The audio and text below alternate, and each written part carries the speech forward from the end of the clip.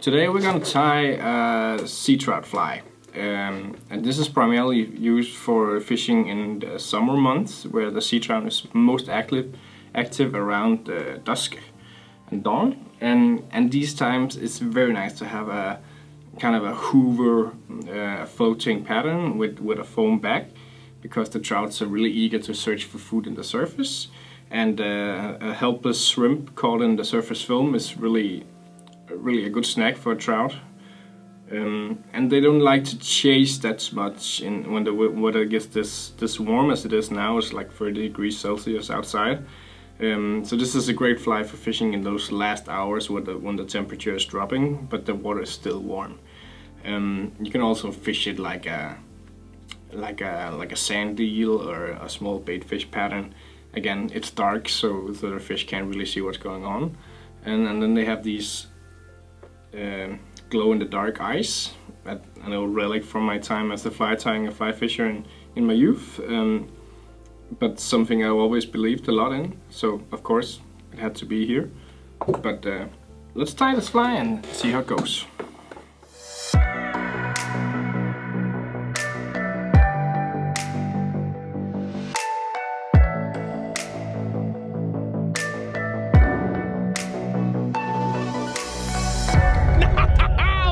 Det der.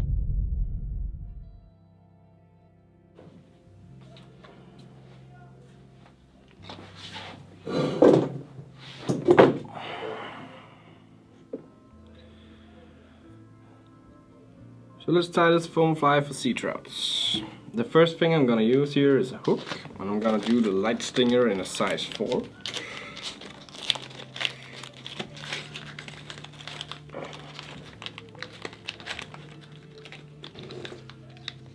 When tying these night flies, I always think it's a good idea to have just a little bit bigger of a fly than you're used to usually fish for this species, because everything is kind of blurred out in the night, and to my personal preference is that the fly is just making as much noise and having a bigger silhouette as possible without being annoying to fish with. And I think something like this is really some of my personal preference fly for sea trout fishing in the night. And the first thing I'm gonna do here is just taking a little ball of dubbing.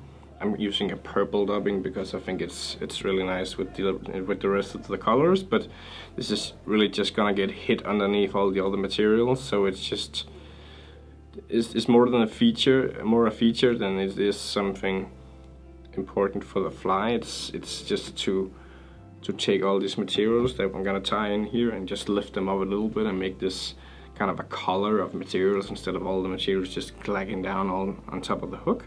So this, for me, this is a very important step when tying shrimp flies. Okay. The next thing I'm gonna take here is just take one of these. All the feathers I'm gonna use in this fly is a 4B cape in black. And I'm just gonna take one of these really big feathers from the back, in order to make what do you call it? The little patch between the eyes. I actually forgot what it's called. A little tag, I guess, of some sort. I'm just gonna take some of these really long fibers and then collect them up here until I have a little bundle. I'm gonna put down one bundle first, and I'm gonna put my flesh in between.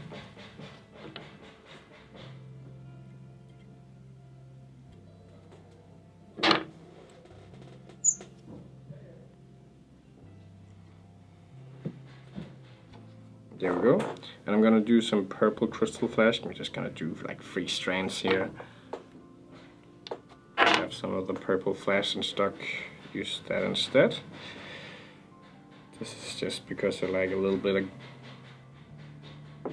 of light reflection in my night patterns, and I think crystal flesh is really nice because it has reflection in all directions.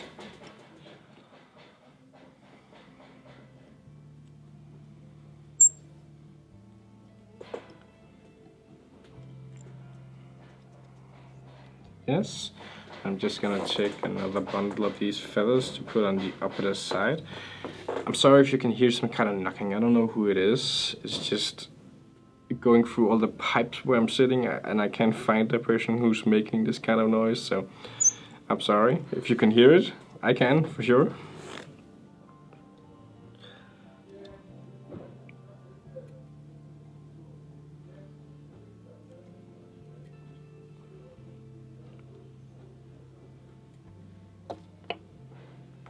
Yes.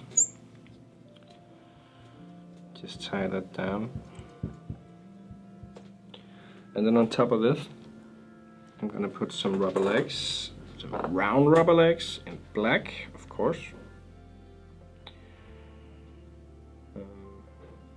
I'm just gonna take one and lay double.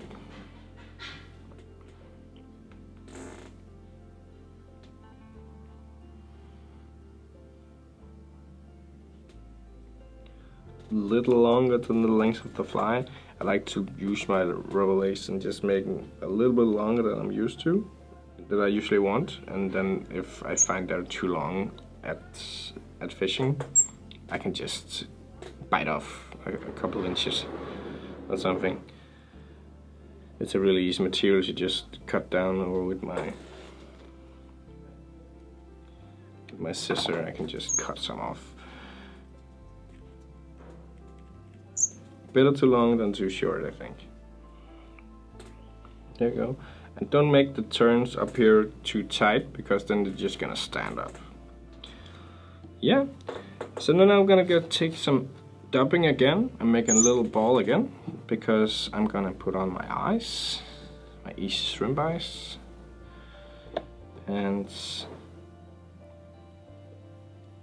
to my recollection, one of the most important things when tying night flies, when I started fly fishing for sea trout at night, to me at least, was to have something, you know, that glows in the dark, so I could charge it with a flashlight or my phone light or something like that. It always gave me just a little bit bigger of a belief that I could search out the fish that would be in the given spot I was fishing. If it carries any weight, I have no idea.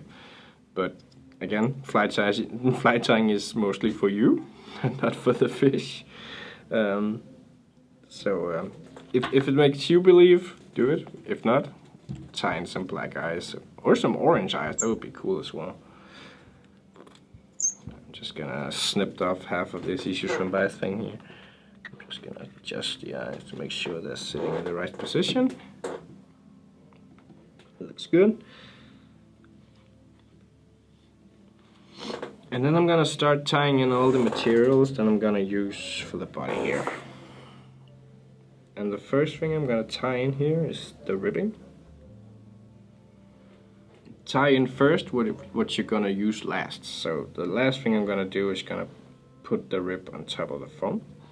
So I'm just gonna use some 020 nylon here. I'm just gonna take it and tie a little half notch, and then just tie that in.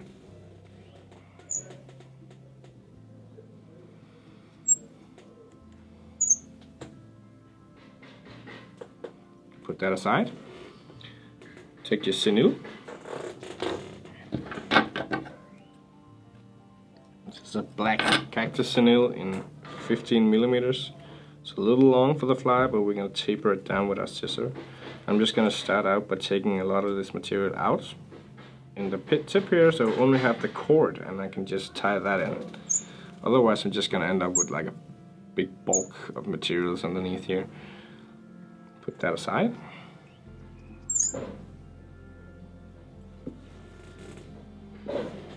And I'm going to take a feather here.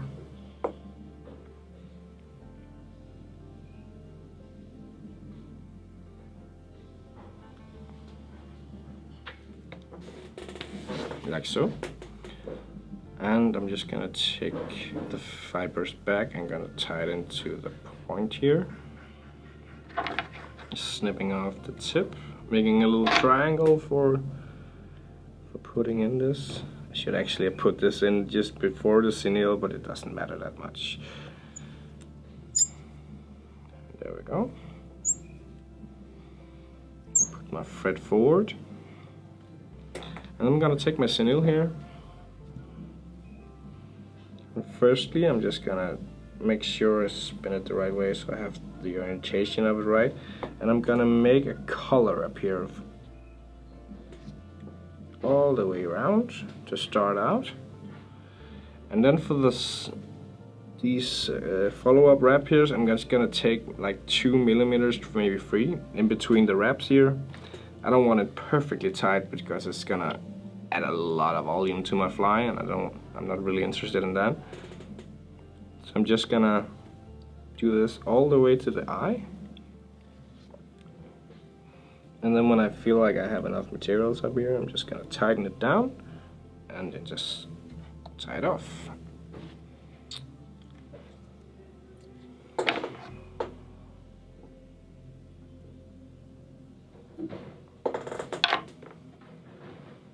Hold my materials back and making sure it's secured. And then I'm gonna take my scissors here. I'm just gonna taper this out just a little bit. I think it's very voluminous now, and it's very, what do you say, uniform in length. So I'm just gonna put my scissor here on this hook eye. I'm just gonna make a little bit of an angle backwards, and I'm gonna cut. Rotate the vise. I'm gonna do this thing. I'm gonna do this all the way around, just to create some kind of taper in this cactus chenille.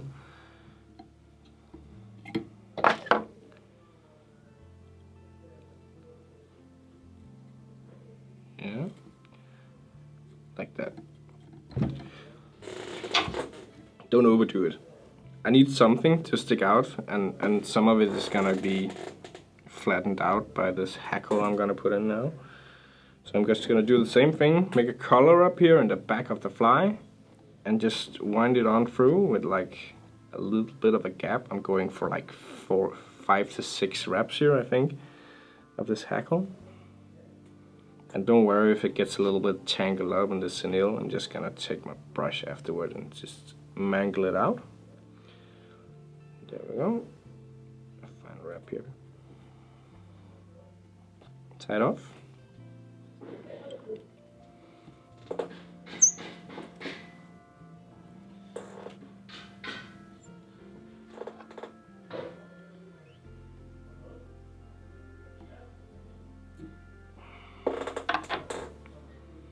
There we go. It's gonna look very mangled now, and so it's gonna look good. I'm just gonna take this brush here and take out as many of these hackle fibers as I can.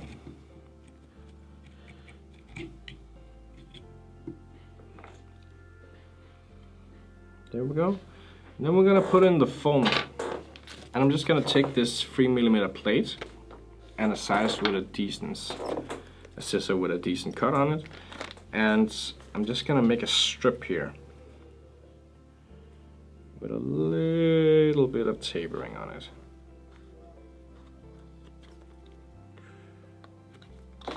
There we go. And this is flexible, so if I pull it, it's actually gonna get a little bit skinnier, but I'm also gonna take some of the air out of the material. So don't overdo it. Cut it to about the length you want it. If it's just a little bit too wide, just give it a little tuck. And I'm gonna tie it in up here with this flap hanging out over my eye, because this is gonna create a lot of turbulence when this is getting through the surface film in the night. Like that.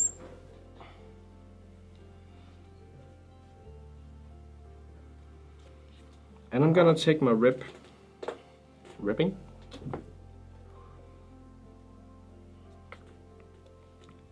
Just gonna cut off some of this flesh here.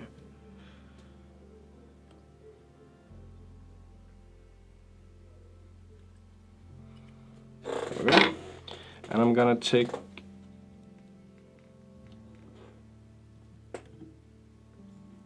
all the materials, hold them down while I take the first wrap here. Like so. Just wiggle it up through. And do the next. And I'm gonna create a little bit of a segmentation in here all the way up. Just for visual sakes. And for making the fly last longer. because foam and trout teeth is really a little bit of a shady combination. And yeah, if you really find the fish, make sure you have more than one fly in a box, because it's gonna get torn to pieces if you catch the decent fish. So I'm just gonna have all these, I think I have 4 segmentations on here. I'm just gonna lift the flap up here and just take the thread and put it into the eye. Cutting off my ribbing here. And making a little whip finish at the eye.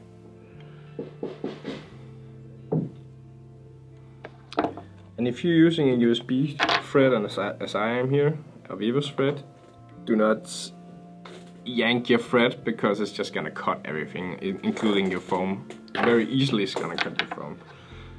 Take my scissor here, about halfway through the eyes, make a cut.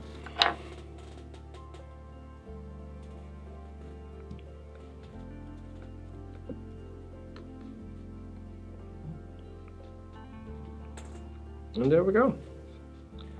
This is a night skater fly. This is perfect for now. Just gonna take my brush here, like last time. Take out some of these materials. But yeah, there it is. The night skater fly. Or the night thief, or what do you want to call it. It's kind of an interpretation of Tord Holstein's hay thief. Has some of the same techniques, but again, a lot of shrimp does. So yeah, there it is. The night fly for sea trout. I think we're gonna call this one the night thief. A great pattern with some great products, and a very light fly, so it's easy to fish even then when there's not a lot of light. So it's a very trustworthy fly, and a fly that's caught a lot of fish for me throughout the time. Also a fly I think everyone can tie if you just put their mind to it and just practice it a little bit. It's fairly easy, and it's very like a lot of other shrimp patterns out there. But there it was, and I hope to see you in the next one. Remember, every piece of material you see in this video can be found on NordicAngler.com, and I hope to see you in the next video. So, bye!